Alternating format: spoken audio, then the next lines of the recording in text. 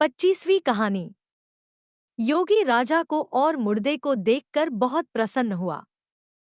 बोला, हे राजन, तुमने यह कठिन काम करके मेरे साथ बड़ा उपकार किया है।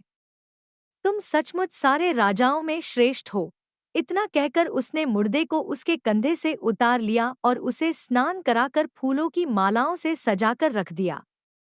फिर मंत्रबल से बेताल का आवाहन करके उसकी पूजा की।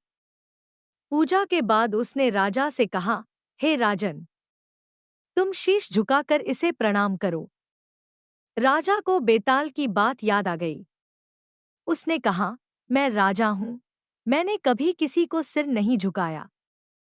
आप पहले सिर झुकाकर बता दीजिए। योगी ने जैसे ही सिर झुकाया, राजा ने तलवार से उसका सिर काट दिया। बेताल बड़ा खुश हुआ।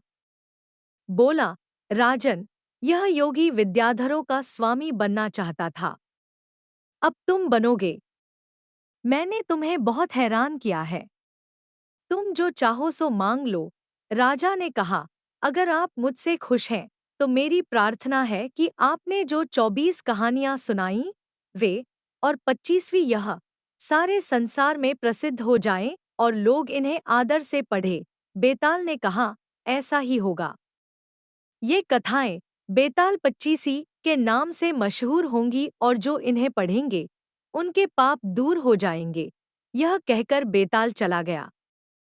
उसके जाने के बाद शिवजी ने प्रकट होकर कहा, राजन, तुमने अच्छा किया जो इस दुष्ट साधु को मार डाला।